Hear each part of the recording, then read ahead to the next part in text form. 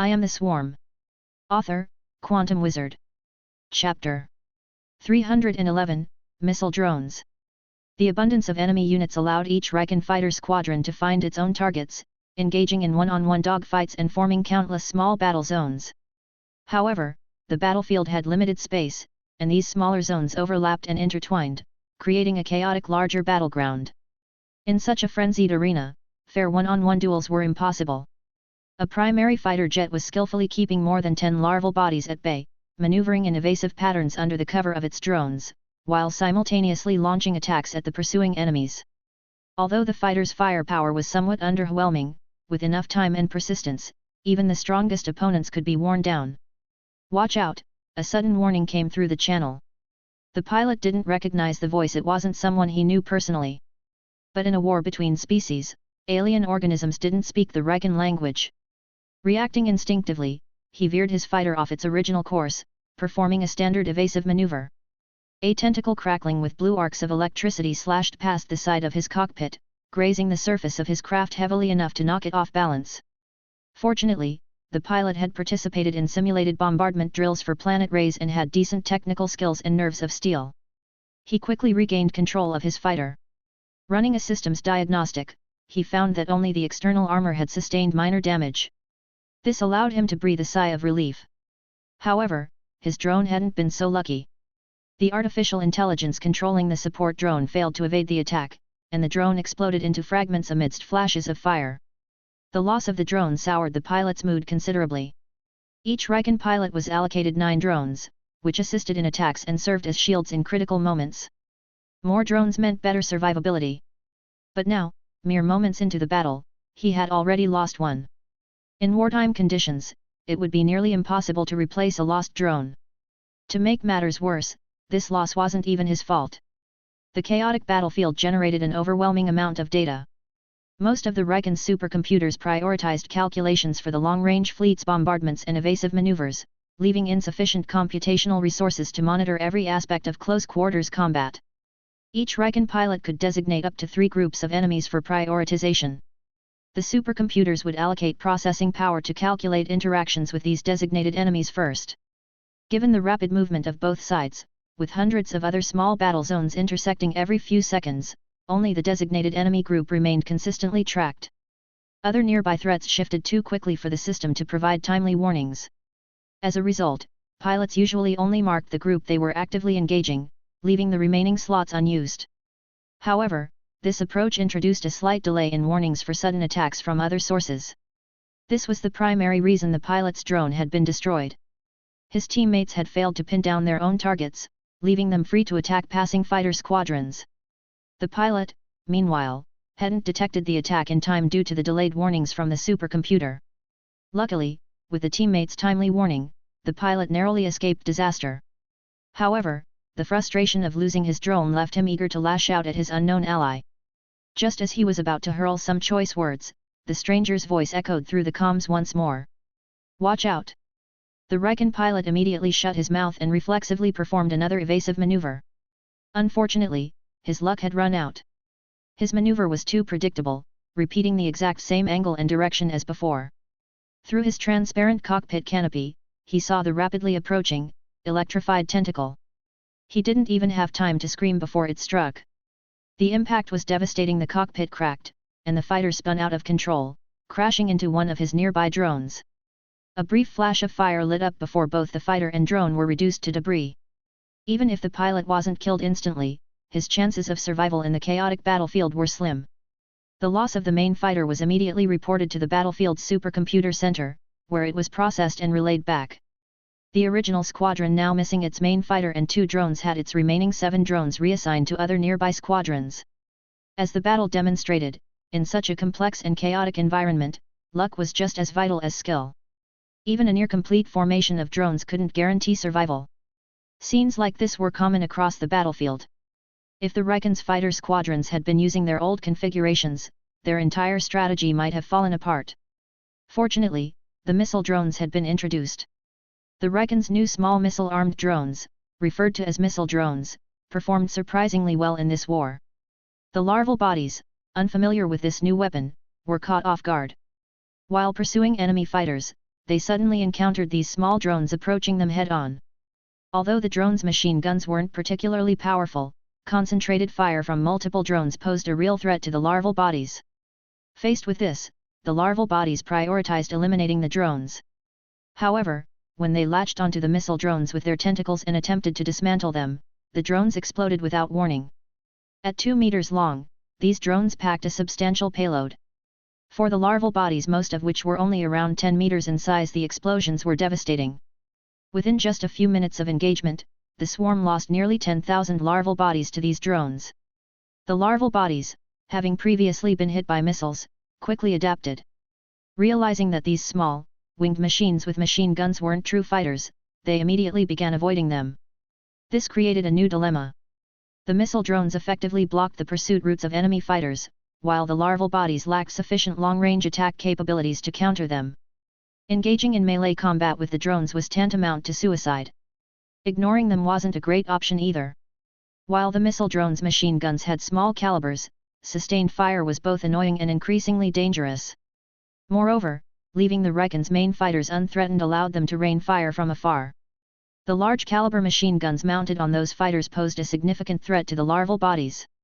The introduction of this new unit had changed the dynamics of the battlefield, making things far more challenging for the larval bodies while giving the Reckon's main fighters and drones more room to operate.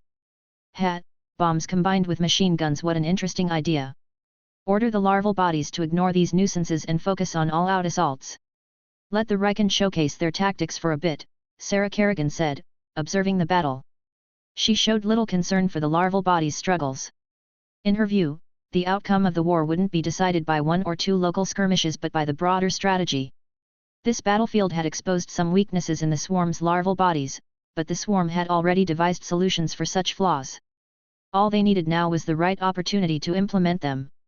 Upon receiving Sarah's orders, the larval bodies ceased pursuing the Reckon's main fighters and drones and ignored the interference of the missile drones. Instead, they charged directly at the Reckon's warship formations. They're going for a last-ditch assault. Hold the line! Hamis roared, his voice filled with urgency. Chapter 312, Countermeasure. The Reckon, as a highly intelligent civilization, had anticipated scenarios like this during their simulated war exercises. When smaller swarm units faltered against new weapons and resorted to reckless charges to avoid being whittled down, the Reckon already had response protocols in place. Thus, when the larval bodies suddenly abandoned their targets and charged en masse, the Reckon forces only hesitated briefly before implementing their contingency plans. Along the larval bodies' path of advance, Reckon fighter jets were the first to respond. However, their long-range firepower wasn't sufficient to eliminate the larval bodies quickly, especially when the swarm units clustered together, using the bodies of their comrades as shields. "Show them our little toys," a Reckon pilot exclaimed. Suddenly, dozens of metallic spheres, each roughly the size of a basketball, were launched from the fighters' cargo bays. These metal spheres had no propulsion system, relying entirely on the momentum from their initial ejection to drift through space. They moved slowly, and given their small size, the amount of explosive material they could carry seemed unlikely to pose any real threat to the swarm units. But the Reckon wouldn't make such an obvious tactical blunder. After drifting a short distance, the spheres suddenly exploded, deploying massive nets that unfurled in an instant. Each net spanned hundreds of square meters and was made from metallic fibers less than a millimeter in diameter. Without any cloaking technology, the nets were nearly invisible in the vastness of space, relying on their size and deployment strategy to surprise their targets. These fibers represented the cutting edge of Reckon technology. Not only were they extremely lightweight, resistant to heat, cold, and corrosion, but they were also incredibly durable. Despite their minuscule diameter, each strand could withstand several tons of tension. Coupled with a meticulously designed arrangement for distributing force, the nets were strong enough to resist the tearing of the larval bodies. Additionally, their thinness granted them a sharp cutting capability. For those without sufficiently robust defenses, attempting to tear through the nets by brute force would only result in self-inflicted injuries.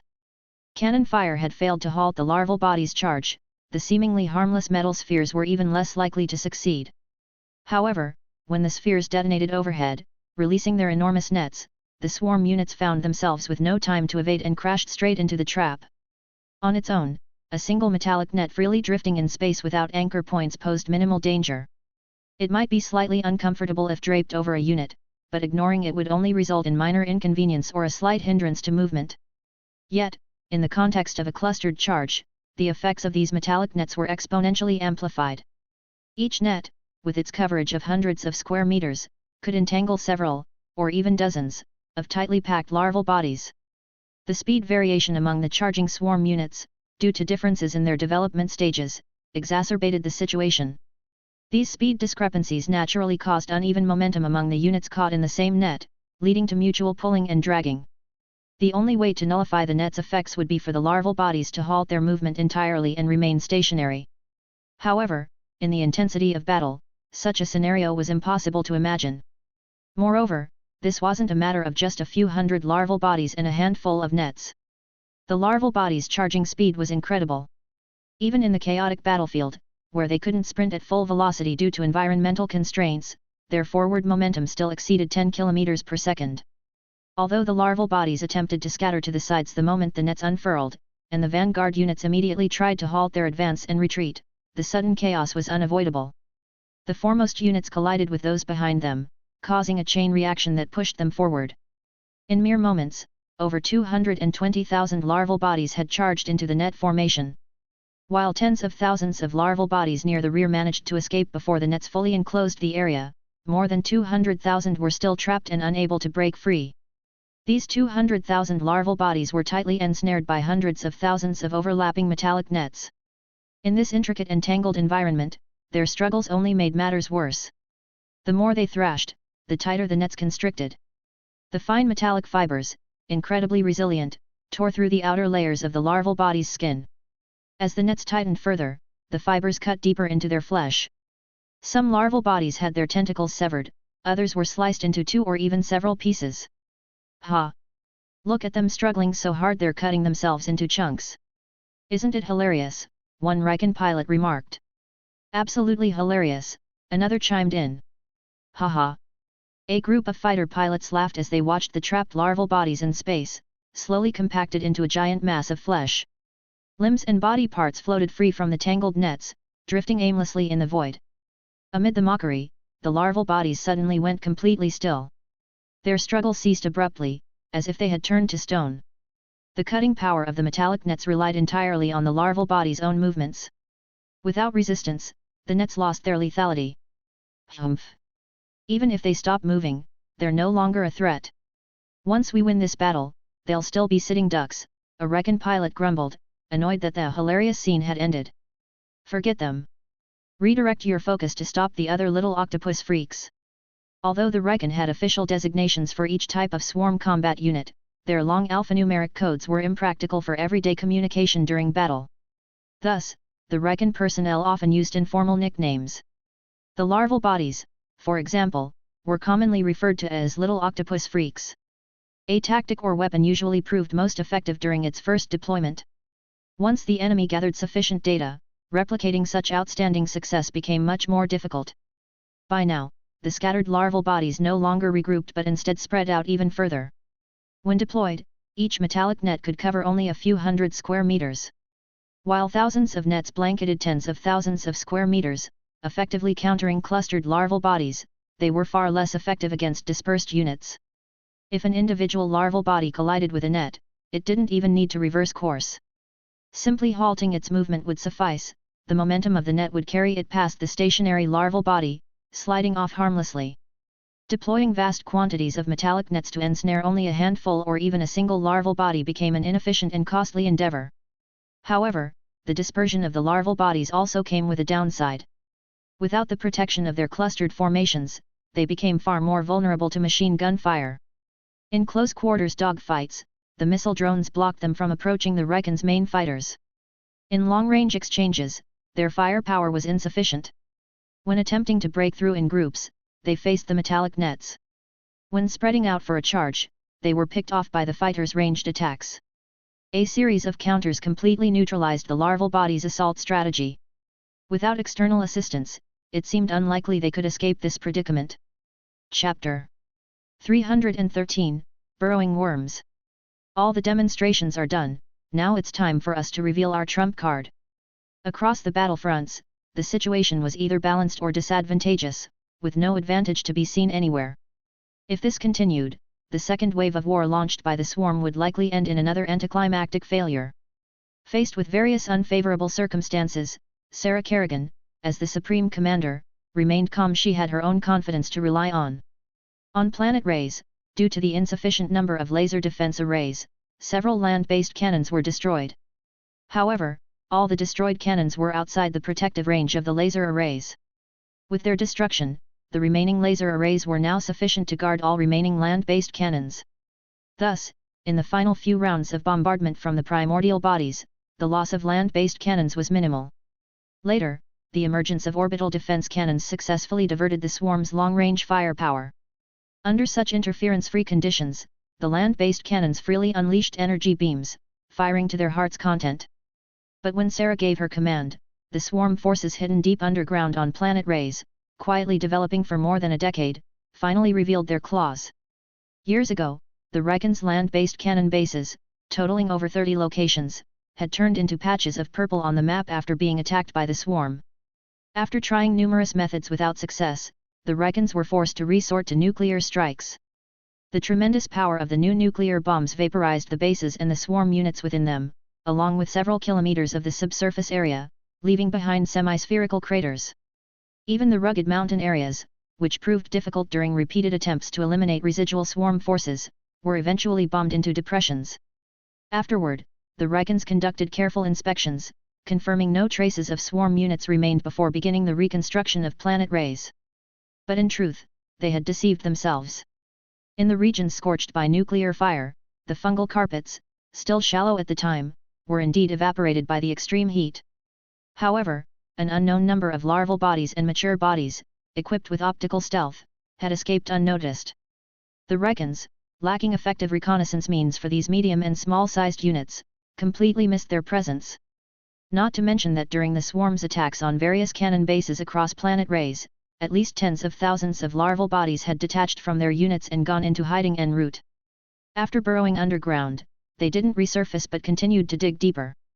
For the Rikens to eradicate them entirely, they would have to obliterate an entire layer of planet Ray's.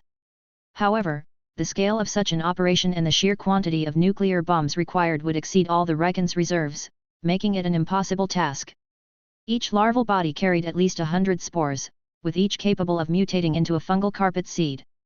The fungal carpet, after developing for a while, could mutate parts of its tissues to produce a brood queen. Thus, thousands of swarm bases took root across planet Ray's. But they remained dormant, deliberately staying hidden deep underground to avoid Riken detection, relying primarily on geothermal and radioactive materials for sustenance. Now, however, it was time for these bases to sprout. A new species of gigantic insect appeared before the world for the first time. These creatures were over 50 meters in length, with a diameter exceeding 3 meters, resembling enormous worms magnified hundreds of times. Their mouths were lined with countless sharp teeth arranged in a spiral pattern, extending deep into their pitch-black, abyss-like interiors. As their mouths opened and closed, soft soil, resilient bedrock, and even tough metals were sliced through like tofu, swallowed into their abdomens. It contained more than 10 massive grinding organs inside, functioning like gigantic blenders that pulverized everything ingested into fine particles. These particles were then transported into specialized internal pipelines coated with a unique secretion. As the particles passed through, they fused with the secretion, forming a viscous, paste-like substance. The creature's body was covered in a hardened chitinous exoskeleton. Unlike fearsome spiked armor, this exoskeleton was remarkably smooth, allowing the creature to glide effortlessly through the underground without worrying about unnecessary damage. The exoskeleton was riddled with evenly distributed pores, each about 5 centimeters in diameter. These pores connected to the viscous fluid pipelines, enabling the liquid to be expelled outside the body. When the creature began working, it consumed all soil and rock in its path. Inside its body, these materials were converted into a thick liquid, which was then transported to its exterior. Between the soft tissues of the creature and its exoskeleton lay a layer of air sacs. When inflated, these sacs caused the creature's body to lose its suppleness and expand into a rounded, rod-like shape. Once inflated, the creature forcefully compressed the surrounding soil, solidifying the walls of the passage it created. Simultaneously, the viscous liquid was expelled through the numerous pores across its body, coating the compressed passage walls as the creature advanced. When the expelled liquid mixed with the soil and stone, it quickly seeped into the materials. Within a minute, it solidified and bonded, reinforcing the tunnel walls further. This newly revealed species, dubbed the burrowing worm, could excavate tunnels over 100 kilometers long and 3 meters wide in a single hour. Compared to the swarm's previous reliance on worker drones to painstakingly dig and reinforce tunnels bit by bit, this represented a monumental leap in their assault capabilities. Team Leader. Come take a look at this. Our instruments are detecting some abnormal data. Inside a chamber of the underground nuclear power plant, a Recon technician suddenly shouted. Hearing the call, the other Recons in the room quickly gathered. The chamber housed only about a dozen Recons, a mix of engineers and security personnel. Amid the ongoing war in space, the laser defense arrays and land-based cannons had been continuously firing since the conflict began. Supplying energy to these weapons made the nuclear power plant a critical strategic asset. Yet, because Planet Rays was firmly within Recon territory and most forces had been dispatched to the main battlefront, the security team here was small. Engineers, tasked with maintaining the power plant's operations, formed the majority. After all, no one wanted their weapons to go offline during a war because of preventable equipment failures. Despite the limited security personnel, the facility was equipped with comprehensive early warning systems. Located more than 100 meters underground, the plant's primary monitoring systems focused on access tunnels and geological changes in the surrounding area. At the war's outset, the laser defense arrays and land-based cannons operated at maximum output. The laser arrays, in particular, consumed enormous amounts of energy, triggering repeated alarms in the power plant. Maintenance engineers scrambled everywhere to inspect and repair components, ensuring the plant continued to run smoothly. Had the output demands continued for another hour, the power plant might have risked a shutdown. Fortunately, the swarm shifted their bombardment to other targets, relieving the laser defense arrays from active duty. With only the land-based cannons drawing power, the plant now operated at just 50% of its maximum capacity to meet energy needs. With the reduced workload, the personnel gathered in the control room. Deep underground and prohibited from venturing to the planet's surface during the war, they couldn't directly observe the battlefield. Instead, they relied on videos broadcast by accompanying military ships to glean updates on the war. However, the ferocity of the battlefield made it difficult to secure clear footage. Computational resources were prioritized for frontline operations, leaving the power plant staff with only sporadic audio feeds to follow. Chapter 314, Escaped Prey? The Recons stationed on Planet Rays felt deeply uneasy. Their location meant that in the event of an unfavorable battle situation, evacuation would be nearly impossible. In other words, if the Recon forces were defeated, they would be abandoned. The Recons would prioritize preserving their warships and other critical assets rather than risking them to retrieve those left behind. Thankfully, while listening to the radio broadcasts, the soothing voice of the announcer continued to deliver encouraging news. The alien swarm's combat units were being countered effectively by the Recons' new weapons. The tide of the battle was turning in their favor, and if things continued on this trajectory, the war would soon end. They would successfully complete their tasks in safety. If the alien swarm wanted to launch another war of this magnitude, it would likely take them another 10 or even several dozen years to rebuild.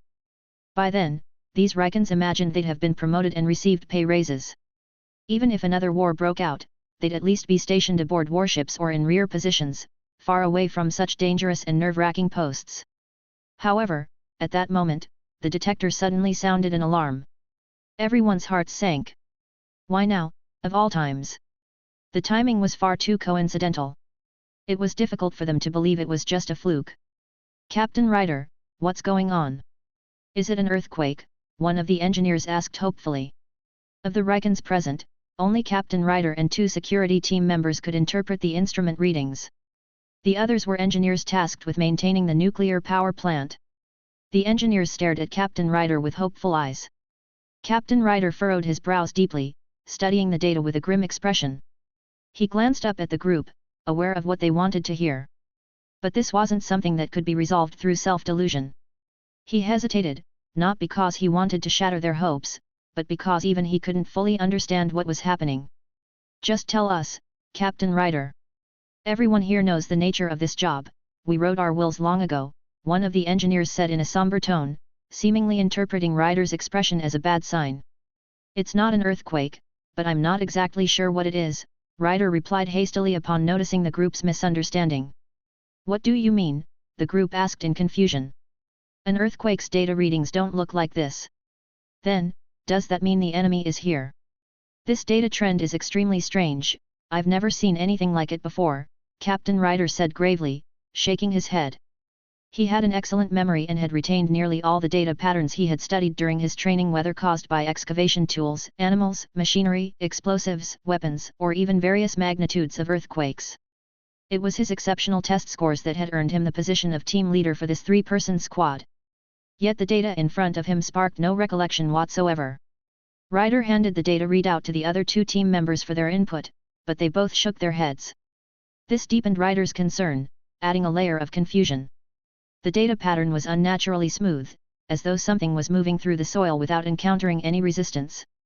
Of course, none of them had seen anything like this before. The burrowing worms were making their debut, and their excavation methods were fundamentally unlike anything previously known. "Don't worry," one of the security team members reassured the group. "We're wrapped in 20 meters of reinforced barriers. Even if there's an enemy, it'll be incredibly difficult for them to break through." Before his words had fully left his mouth, the chamber shook. The tremors were minor but unmistakable, and dust from the ceiling rained down on everyone's heads. "What's happening?" "Not good, something struck the outer barrier. Sound the alarm immediately." Ryder reacted swiftly, shouting even as he leapt toward the alarm system. "Captain, we still don't know what's out there." "What if this is a false alarm?" one team member cautioned. "Damn it, at this point, even if it's a false alarm, I'll gladly accept punishment later." Ryder roared as he reached the alarm and pulled the lever without hesitation. The piercing sound of alarms echoed through the underground base. At the same time, news of the nuclear power plant under attack was transmitted to the Riken space fleet.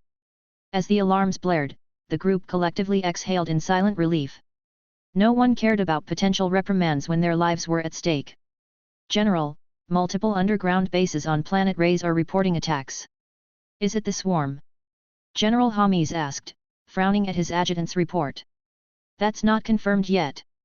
"Humph. It must be. I've said before there's no way the swarm would attack planet Ray's without a specific objective," said Alcer, one of the three fleet commanders, who had been in continuous video communication with the others to facilitate coordinated battle strategies. He had just received the same report and was visibly agitated. "But how did they breach our defenses and infiltrate planet Ray's?" Noval, another commander, asked in puzzlement. "Why infiltrate?" "I think they're leftovers from the last invasion," Alcer suggested, his temper momentarily yielding to insight. "I agree," Hamis said. "Our defenses around planet Ray's are airtight, it's implausible for the swarm to approach undetected. It's far more likely these are remnants we failed to eliminate. Send a special operations team to deal with it immediately." The three commanders had long suspected something was amiss on planet Ray's. The swarm's prolonged concealment had left them uneasy. The unknown was always the greatest threat. Now that the swarm's hidden forces had revealed themselves as mere escaped prey, the commanders felt reassured. Although there was no direct evidence, the sheer number of space octopuses that had descended upon planet Ray's during the previous invasion made it reasonable to assume some had escaped. Even though they had conducted sweeps of various areas, planet Ray's was enormous, and the swarm was highly adept at hiding. Overlooking a few survivors was unsurprising. Still, the commanders believed these survivors could do little more than harass energy facilities with minor attacks. The scale of their operations seemed too small to influence the outcome of the war. This, they assumed, was merely the swarm's final struggle. The war was nearing its end, and the Rikens would emerge victorious. Their confidence, however, was dangerously inflated. Their understanding of the swarm's technological capabilities remained fragmentary at best, yet they boldly declared these escaped prey incapable of posing a serious threat. The 20-meter-thick reinforced barriers barely slowed the burrowing worms. The dense, hardened structure was no match for their terrifying, spiral-arrayed teeth. Concrete, steel, and debris were chewed apart and swallowed, their remnants processed and transported through the worms' bodies. Unstoppably, the worms carved a 3-meter-wide tunnel from the depths of the Earth straight to the nuclear power plant. Behind the burrowing worms came a dense swarm of larval bodies. These had been lurking underground since their hatching, subsisting on radiation-rich minerals to grow and develop. Now, the time had come for them to re-emerge. Even with their mechanical instincts, it was easy to imagine that they, too, longed for the starlit skies and the vastness of the universe. Chapter 315, Abandonment. What are those things? The Rykans finally caught sight of the burrowing worms. These were certainly not remnants from the last invasion. How had they managed to infiltrate planet Rays? Were they a new swarm species or native organisms of the planet? There was no time for deliberation. The answer revealed itself almost immediately.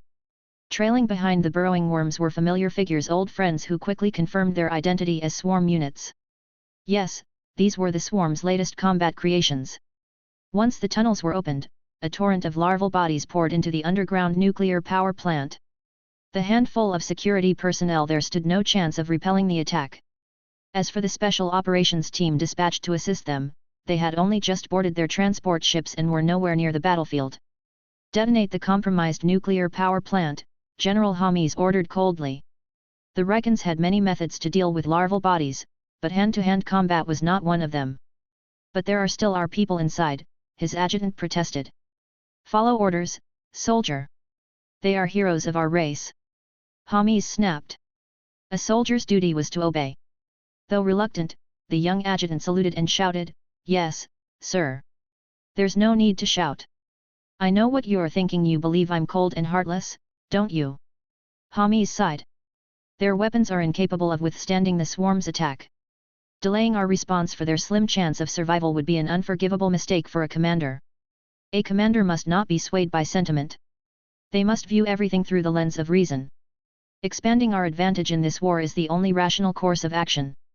Your career has just begun, I hope you'll come to understand this. Yes, sir.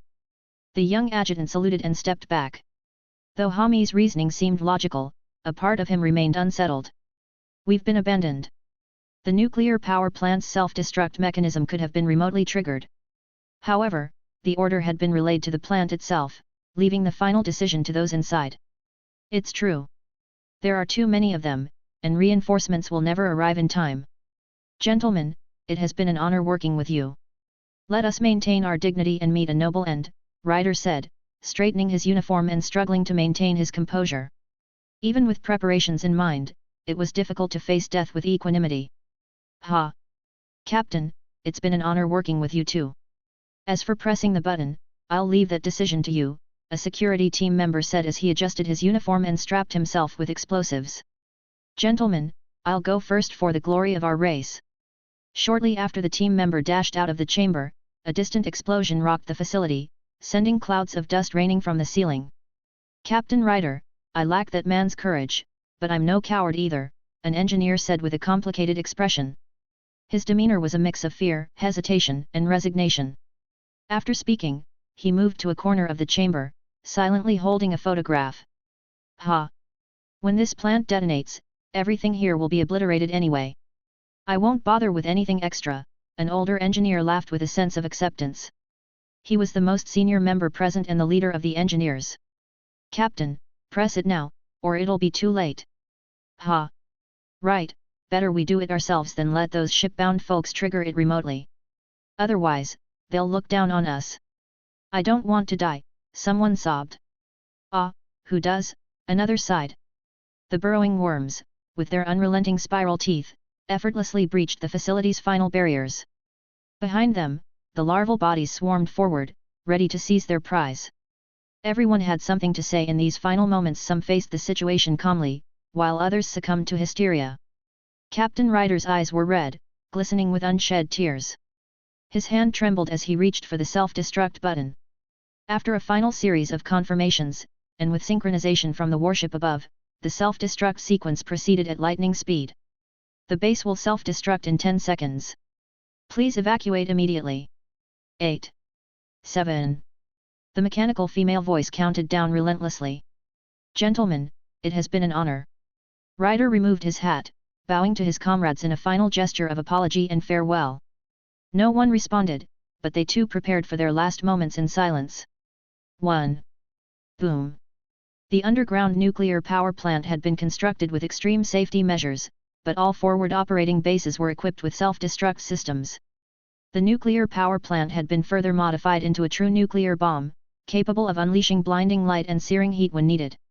The surface of planet Rays, which had been relatively tranquil, was still dotted with land-based cannons firing steadily. The laser defense arrays, idle due to the absence of incoming missiles, stood on standby.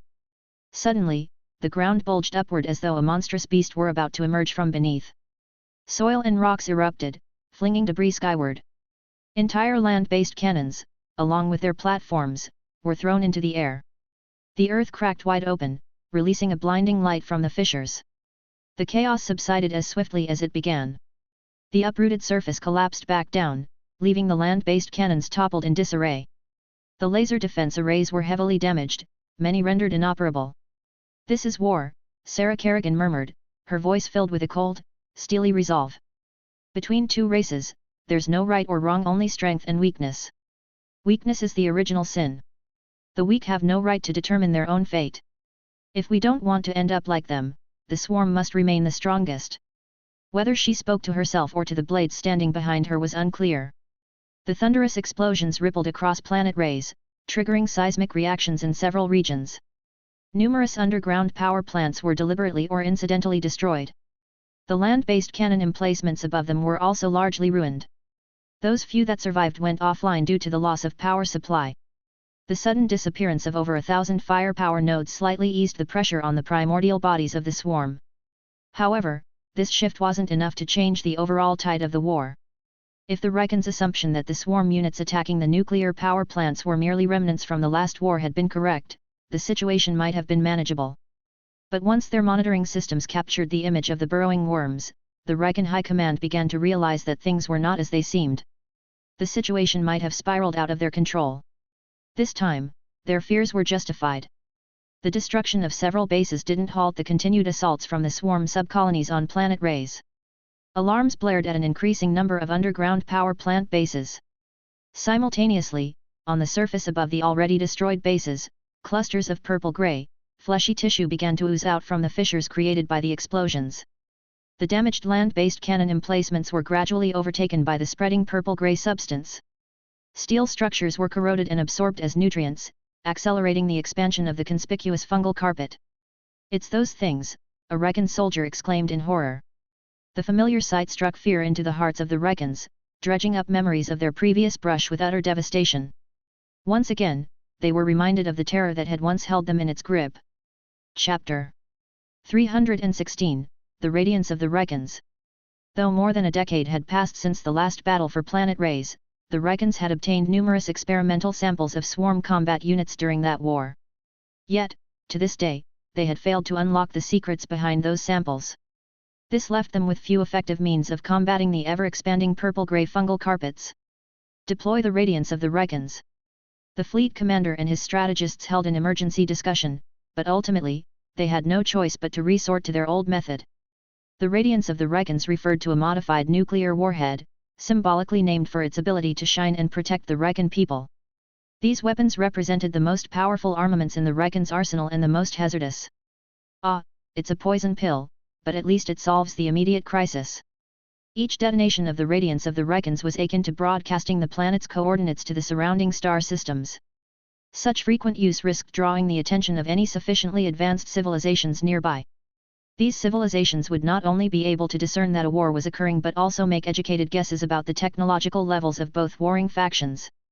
A confident opportunist might decide to intervene. "There's no choice. If we don't neutralize them quickly, we'll be caught in a pincer attack." In interstellar warfare, when the technological gap between civilizations was not significant, the aggressor often faced a disadvantage. For example, in the current battle, the Reichens, defending their territory, held the upper hand. They had the advantage of pre-built defensive structures and could use planet rays as a shield, making attacks, retreats, and rotations highly flexible. Moreover, they had the logistical support of their entire star system. Supplies flowed in steadily from within the system to sustain their efforts. In contrast, the swarm, as the attackers, lacked the advantages of terrain and faced significant logistical challenges. If not for their unique biological nature, the cost of transporting forces from outside the system to planet rays alone might have exhausted the entire swarm army. The Reichens originally assumed that the neighboring star system was home to a weaker civilization and launched a colonial expedition with 315 warships and 164 transport vessels. Had they anticipated a tougher conflict, the number of transport ships might have been several times that of the warships. This reflected the standard configuration of a proper interstellar campaign. The swarm, while equipped with transport units, seemed to lack dedicated resupply units. This peculiarity had puzzled the Reckons for years. Without understanding the swarm's methods of sustaining themselves, the Reckons couldn't formulate effective attritional strategies. Returning to the present, if the swarm were to seize control of planet Rays, the roles in this siege would immediately reverse. The swarm would become the defenders, and the Reckons would take on the role of aggressors. While the swarm's logistics remained an enigma, analyzing the electromagnetic railgun firing patterns suggested they did, in fact, require resupply. The Reckons knew that if they allowed the swarm to entrench themselves further, they would lose their home field advantage. Their only option was to unleash the radiance of the Reckons and hope it would be enough to burn away the swarm's creeping threat. If the swarm forces on planet Rays could establish a foothold, their logistical capabilities would improve, and their tactics would shift accordingly. Although the Reckons still knew little about the swarm, they could foresee one immediate consequence: with a logistical base, the swarm would likely fire their electromagnetic railguns far more liberally. Currently, the swarm forces, operating without visible logistical support, maintained a ferocious rate of fire. But in a few hours, they might no longer be able to sustain such high-intensity bombardments.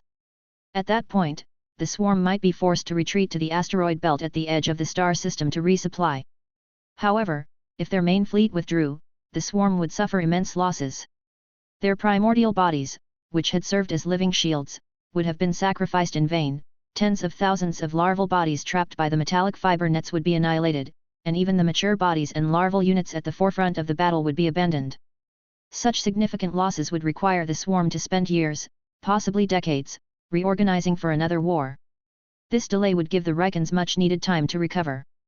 They could refine and deploy more advanced anti-swarm weaponry, making a counterattack on the swarm's home territory no longer just a dream. But all of this hinged on planet Rays not falling into swarm hands. Thus, the Reckon leadership was prepared to destroy planet Rays entirely if necessary, rather than allowing the swarm to claim it. However, the Reckons lacked the means to obliterate an entire planet. Their best option was to cleanse the swarm from planet Rays, even if it meant destroying all their own bases and turning the planet into a neutral zone. The Radiance of the Reckons, a 35-meter-long, 8-meter diameter colossus, was deployed once more.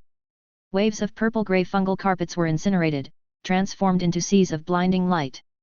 The violent energy flows from the explosions created massive EMP fields, which disabled numerous inadequately shielded Reckon facilities. Even some functional spacecraft in planetary orbit were partially affected. Fortunately, the warships were specially shielded and remained operational. The familiar sight returned: purple-gray carpets were wiped away, leaving behind high-temperature, smooth, semicircular craters. But to the Reckons' dismay, the swarm's deployment on planet Rays exceeded all expectations. Unlike before, the fungal carpets didn't stop spreading after being bombarded. For every crater formed by the explosions, more purple-gray patches emerged elsewhere. As a strategic deterrent, the radiance of the Reckons was expensive to manufacture, maintain, and store, and its stockpile was limited. During the last battle on planet Rays, hundreds of these weapons had been expended, depleting previous reserves. Although production had continued over the past decade, only about 2,000 were available. Many of these were reserved for the Twin Star defensive zone and the homeworld's defensive perimeter, leaving just over 1,200 for the planet Rays defensive network. If the current trend continued, the Reckons would exhaust their stockpile of these weapons first. Moreover, as more mini-suns lit up the planet, the environment on planet Rays deteriorated. Even cannon emplacements untouched by direct attacks were rendered inoperable due to the powerful EMP fields. The situation was grim. "Let's start evacuating our personnel from planet Rays," Hami's sighed. The relentless EMP pulses had severely disrupted the operations of Reckon bases on the planet. Although the bases were shielded to maintain life support systems, continued bombardment risked catastrophic failures. Additionally, the swarm's assault showed no signs of slowing. It was only a matter of time before they breached the bases entirely. With the planet's defensive systems largely crippled, there was no reason to continue holding their positions. "It's too late. Our smaller transport craft can't withstand the EMP fields, and the larger transports can't approach the planet's surface. Those Reckons will have to fend for themselves. Then at least send a message, telling them to save themselves if they can. If we hold out for another half-day, perhaps the enemy will finally collapse," Hamis said, though even he felt uncertain about the hope in his words. Chapter 317, Familiar Forms. With the loss of the land-based cannons on planet Rayse and the near-total destruction of the orbital cannons due to their slow maneuverability, the Riken firepower had been reduced by over half. Without their firepower advantage, the pressure on the swarm's primordial bodies greatly diminished. Their evasion time shortened, and their firing rate increased. Faced with the swarm's intensified bombardment, the previously steady output of the three Riken fleets faltered. Their firing rate decreased, and as this chain reaction unfolded, the swarm seemed to have gained the upper hand, pressing the Rikens into a defensive posture. The fleet commanders recognized this awkward situation, pinning their hopes on this being the swarm's final frenzy. Based on their data, they believed the swarm's ammunition reserves were no longer sufficient to sustain such intense firepower. Their assumption wasn't entirely wrong. The swarm's forces had traveled from the outer planetary belt without any resupply. Even with new tactics, they had consumed significant metal reserves during skirmishes with the Riken fleets along the way. Now, after such prolonged high-intensity bombardments, their metal reserves were nearly depleted. However, the Riken fleet was also on its last legs. The planetary orbit and surface defense systems had collapsed, leaving only the fleet's firepower to maintain a fragile standstill.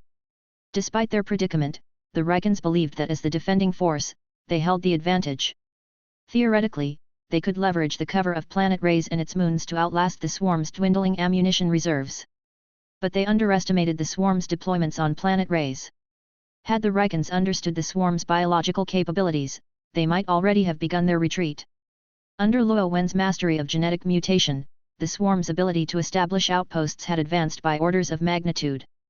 In the past, even if the swarm managed to send a few brood queen eggs to planet Rayse, 10 years wouldn't have been enough to make a significant impact. But things were different now.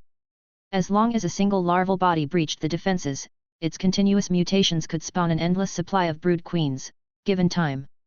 During the earlier invasion of planet Rayse, countless larval bodies had landed.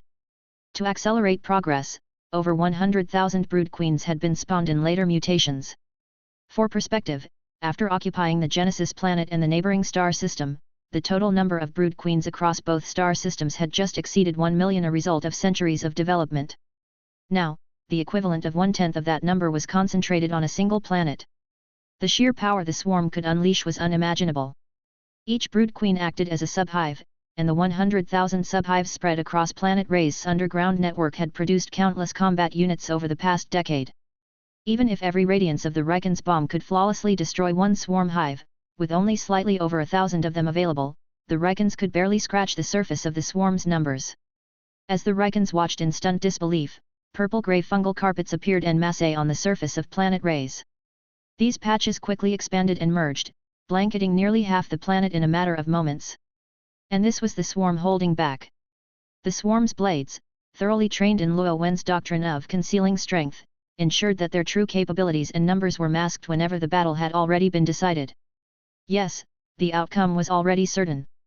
The swarm's conquest of planet Rayse was only a matter of time. All it needed now was a final straw to break the Riken's last vestige of resistance. On the surface of planet Rayse, as the purple-gray fungal carpet spread, the Rikens found themselves in an impossible dilemma, unsure of which region to strike first. Their hesitation, however, would soon give way to true despair. The fungal carpet squirmed and writhed as chunks of fleshy tissue emerged from within. These fragments fused and morphed, gradually taking shape. Finally, they locked into a form all too familiar to the Rikens. The elongated cylindrical shapes that materialized bore an uncanny resemblance to the electromagnetic railguns mounted on the primordial bodies. Not only did their exteriors mimic the railguns perfectly, but their functionality was identical as well. After all, the railgun organ was originally a derivative component of the fungal carpet. This scene had, in fact, occurred once before on T855 planet in the neighboring star system, but at that time, the Riken satellites around the planet had already been destroyed. Forced to rely on long-range observation, the Rikens had only witnessed T855 slowly changing color without understanding how the electromagnetic railguns had appeared. This time, however, they were close enough to see everything clearly. "What is that? It looks familiar," one Riken observer murmured as they stared at the detection screen, puzzled. "It does seem familiar, but I can't quite recall where I've seen it before," another Riken said, furrowing his brow.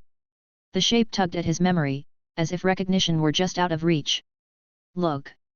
Don't they resemble another Riken?" suddenly spoke up. He pulled up a high-resolution image of a primordial body and compared it side by side with the cylindrical structures forming on Planet Ray's fungal carpet. "They're identical. I have a bad feeling about this. Report to the captain immediately." The observers scrambled in panic, but at least the information was quickly relayed up the chain of command. "General, we're detecting electromagnetic strikes originating from directly beneath us." "What?" General Hamis, who had been focused on the battlefront, was stunned by the report. The space octopuses responsible for long-range attacks were all in front of the fleet. Beneath the fleet lay Planet Rays. What could be attacking them from below? Initially, the crew suspected a sensor malfunction. The surrounding area was saturated with intense electromagnetic pulses, and data errors seemed plausible. However, after repeated verification, the crew confirmed the readings were accurate. By then, the observer's report had also arrived. "Evade." Realizing the gravity of the situation, Hamis ordered an emergency fleet-wide maneuver. But it was too late. The proximity was simply too close. At such a distance, electromagnetic projectiles struck almost instantaneously. Worse still, since the shots came from below, they hit the fleet's undersides, its most vulnerable area. The damage inflicted in this single strike far exceeded what the primordial bodies had achieved after hours of bombardment. The First Fleet, consisting of 1,000 warships, had already lost nearly 200 ships earlier and was down to just over 800 vessels. In this assault, more than 50 ships were instantly obliterated, and over half the remaining fleet sustained varying levels of damage. The Rikens had not suffered such catastrophic losses since the war began. These were not just disabled ships retreating from battle, these were fully destroyed vessels. Taking out a warship with electromagnetic projectiles, even after traveling for over 10 minutes, was no easy feat. If it weren't for the limited number of initial railguns and the suboptimal firing angles, this barrage might have annihilated over half the Riken fleet in one fell swoop. Chapter 318, Escape. And this was only the losses from Hamis's first space fleet. The second and third space fleets, positioned around Planet Rays, also suffered significant damage during the sudden barrage, losing a combined total of 79 warships. "This war is lost. We must retreat now," Hamis said grimly over the video communication. "Indeed, as reluctant as I am, we must preserve as much of our fighting force as possible for the survival of our species," Noval agreed.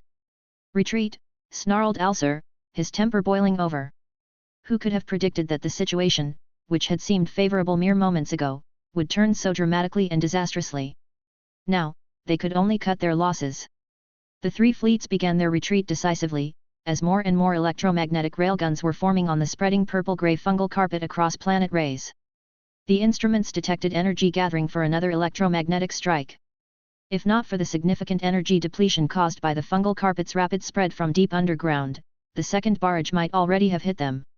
Fortunately, there was still a small window of time. If they didn't flee now, there would be no chance to escape later. The remaining warships of the three fleets ignited their rear engines, the blinding glow from their thrusters signaling maximum output. It was fortunate they had been moving in evasive patterns prior to this. Had they been stationary, starting their engines from a dead stop would have likely doomed every vessel. As the fleets retreated, the fighter squadrons previously engaged with mature bodies and larval bodies received orders to withdraw. Missile drones covered the retreat at full capacity, and even escort fighters could be sacrificed if necessary. Saving the Riken pilots was the highest priority. The situation had shifted too quickly for the Rikens to adapt. There wasn't enough time to recover the fighter squadrons, but being on home turf meant the fighters could use their own propulsion to fly back to safer positions.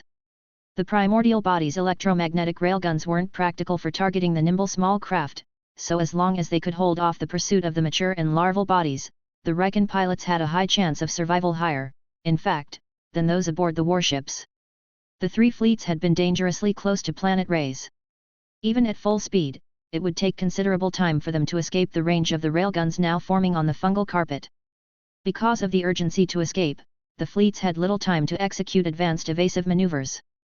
The swarm's railguns fired calculated, wide-area volleys, forcing the Rikens to charge through the least concentrated zones of fire.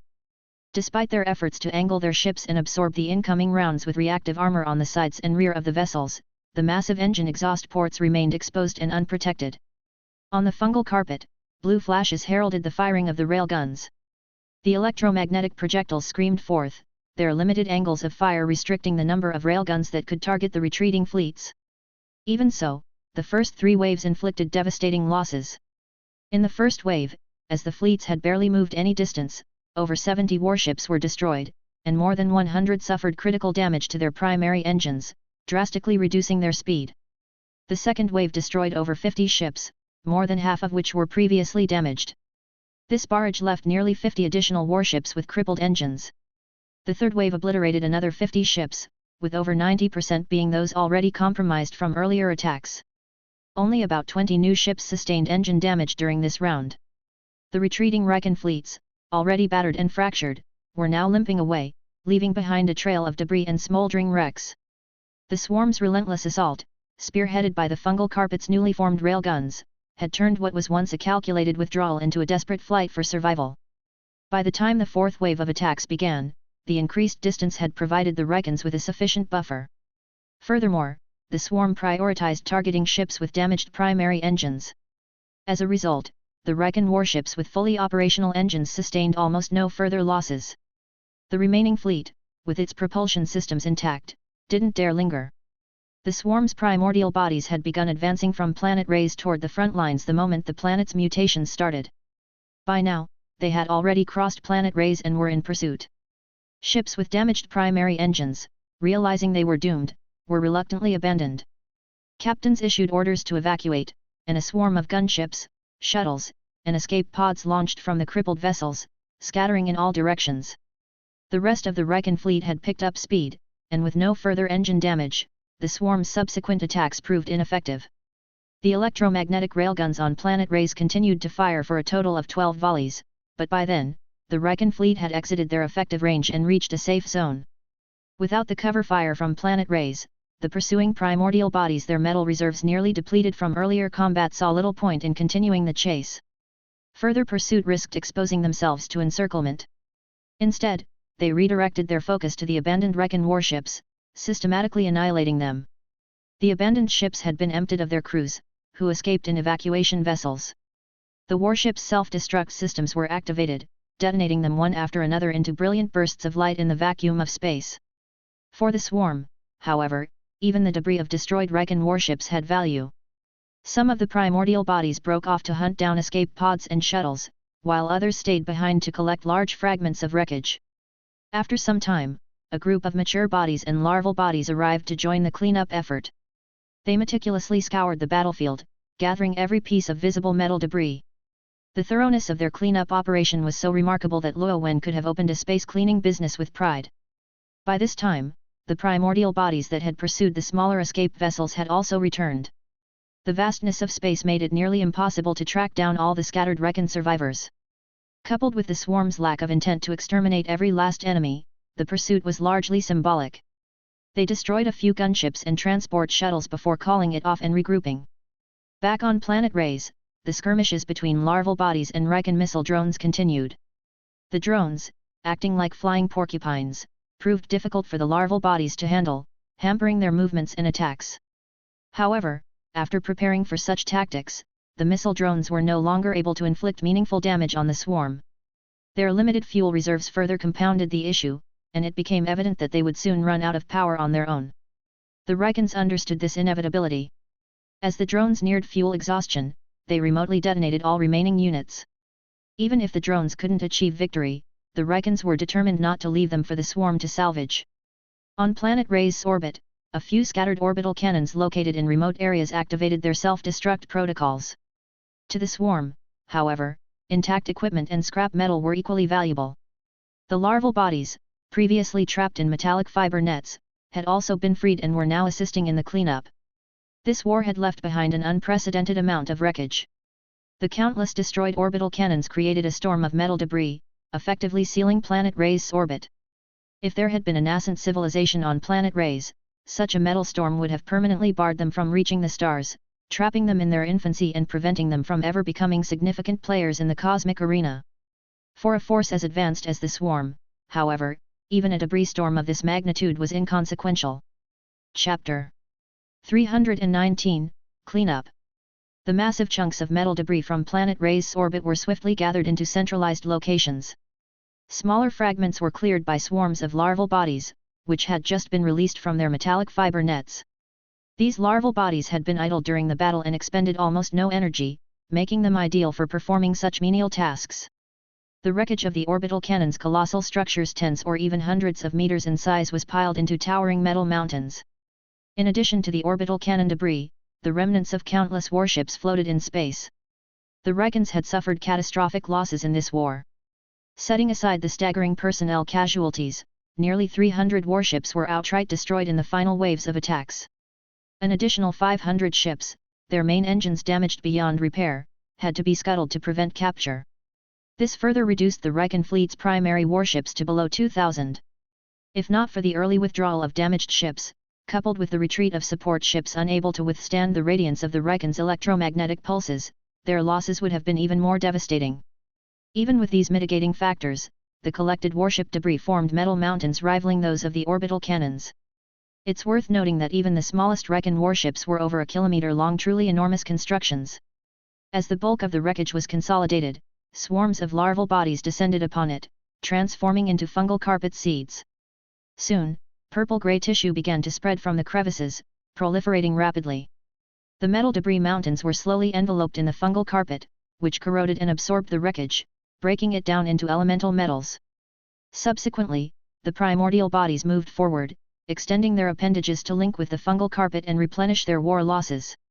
Although the swarm appeared to have suffered significant losses in this battle, they were negligible compared to their first assault on planet Ray's. Most primordial bodies, aside from those used as forward shields, had not been permanently destroyed. Without external interference, these entities could drift in space for a decade or two and fully recover on their own. With external assistance, their recovery would be even faster. As for the losses of larval bodies and mature bodies, even their remaining biological tissues could accelerate the recovery of other swarm units. These space combat cannon fodder units, given access to a radioactive source and sufficient time, could be endlessly reproduced. The Rikan star system, much like the Genesis star system, contained a massive, gas giant battery rich in radiation. Now that planet Ray's had become a frontline base, it wouldn't be long before the swarm advanced toward this gas giant. The Rikans were thrown into a state of abject panic after yet another defeat in their war against an alien species. Had this not been wartime, replacing generals to avoid disruptive influence, General Hamis and his peers might already have joined General Masai for tea in the strategy office.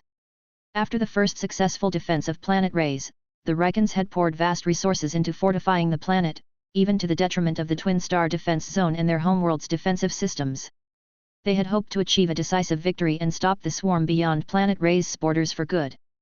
Moreover, the new Standard Series weapons and equipment performed exceptionally well, countering the swarm's relatively monotonous unit composition. Initially, everything seemed to be progressing favorably, so much so that many Rikans believed they would once again secure victory in this battle.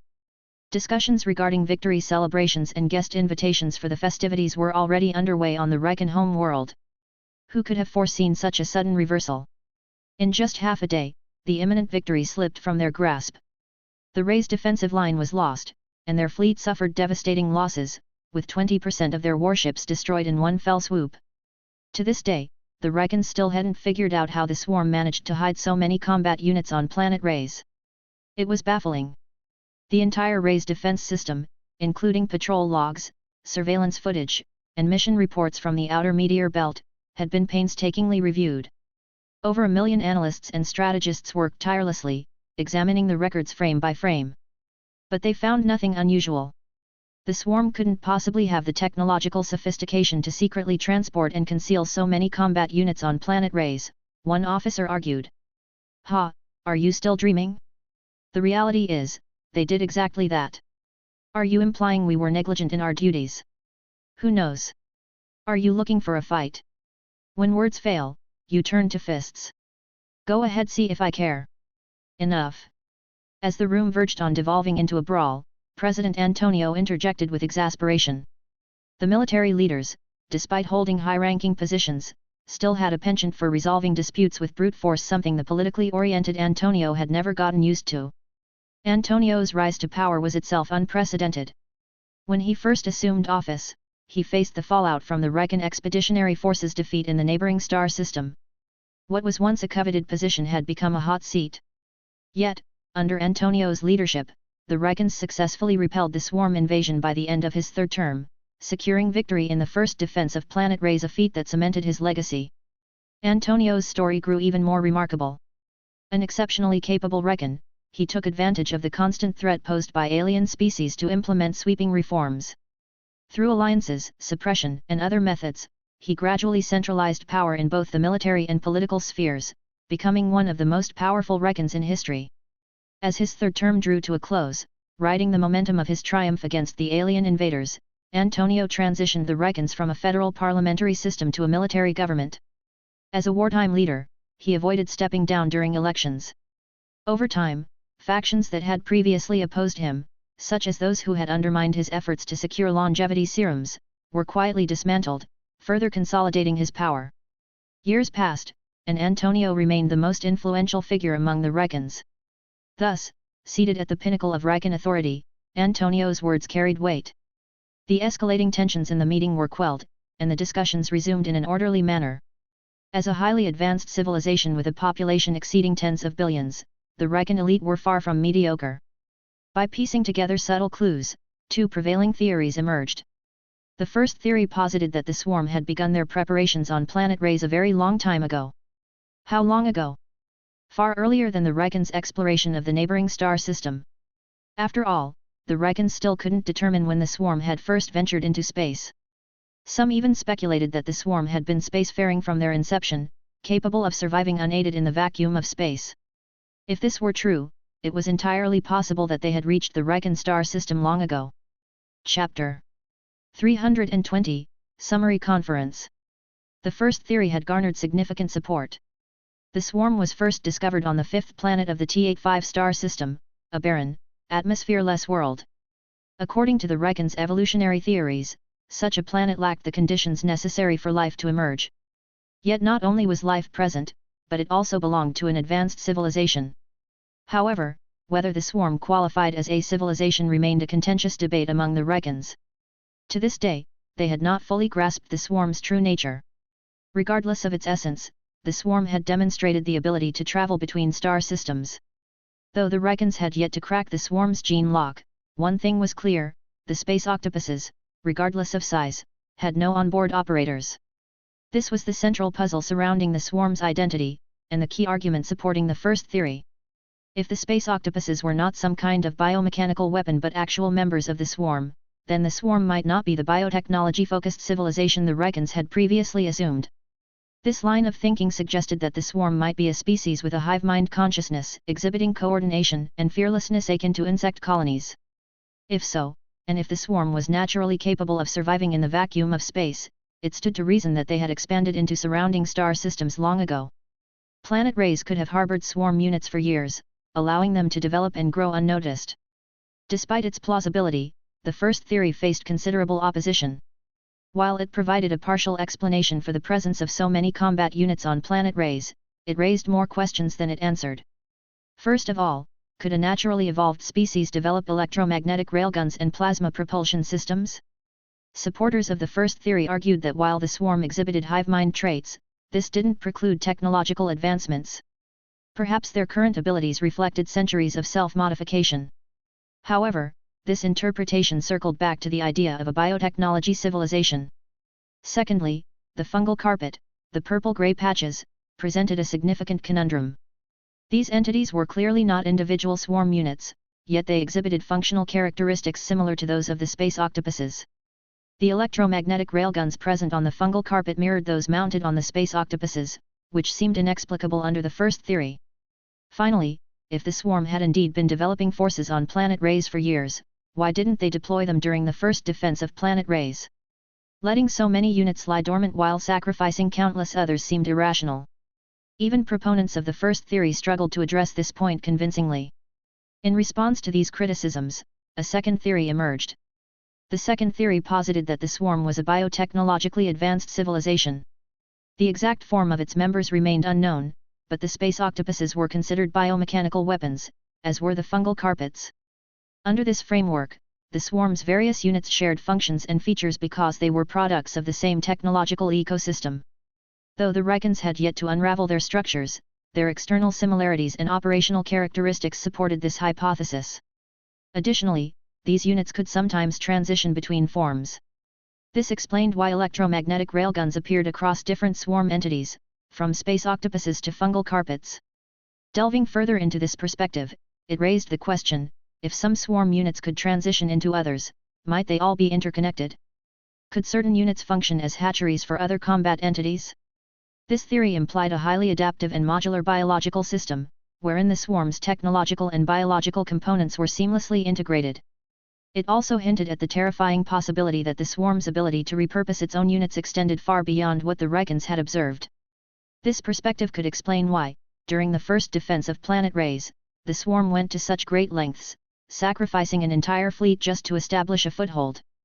The purpose was to deploy unit-producing structures on the planet. Over the subsequent decade, these structures produced vast numbers of combat units. Evidence of this could be seen in the final assault on the underground nuclear power plant, where surveillance footage captured the presence of numerous small space octopuses. In this light, the second theory does seem much more plausible than the first, one participant acknowledged. Until we discover proof of individual intelligent life within the swarm, I'll stick to the first theory, another countered. Why couldn't it be a combination of both theories, someone suggested. You mean they use technology to transform themselves into those things? What's the point of survival for their individuals, then? How do you know their survival has no meaning? Don't impose your narrow values on other intelligent species. What's this? Did you take a bribe from the swarm? Why are you defending them? This is a war of civilizations. A war between species. There's no such thing as surrender. You're full of crap. That part is indeed strange, a Rykan strategist remarked, attempting to shift the conversation. With the swarm's advanced technology, you'd think communication would be possible. We were wrong to invade their star system first, but why didn't they attempt any form of communication before launching a war? In the decades of conflict between the Rykans and the swarm, there had been no attempts at diplomacy or even simple communication. To this day, the Rykans didn't even know whether the space octopuses were the swarm's true members or merely their constructs. This lack of information had left many Rykan experts with little to contribute. In interspecies interactions, even seemingly insignificant details could reveal crucial information. For example, creatures with eyes positioned at the front of their heads were generally predators. Forward-facing eyes provided better depth perception and spatial awareness, traits advantageous for locating prey. Such species often exhibited higher aggression and a predilection for meat consumption, or at least omnivory.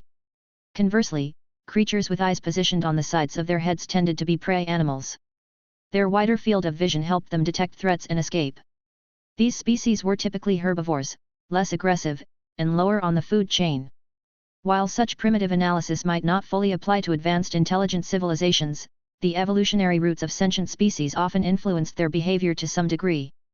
Beyond eye placement, physical characteristics such as height, posture, cranial size, muscle distribution, and skeletal structure could provide critical insights. Unfortunately, these fields of study were rendered useless by the lack of information about the swarm's true form. If the space octopuses were indeed individual members of the swarm, their design suggested an overwhelmingly aggressive and militaristic nature. Every component of their bodies seemed to serve as a weapon or as support for weapon systems. This appearance had led most Rykans to believe that the space octopuses were not members of the swarm but rather biomechanical weapons. Maybe we just haven't found the right way to communicate with them, one participant suggested tentatively. I agree. This war feels utterly senseless. We don't have any deep-seated hatred toward them. How did it come to this?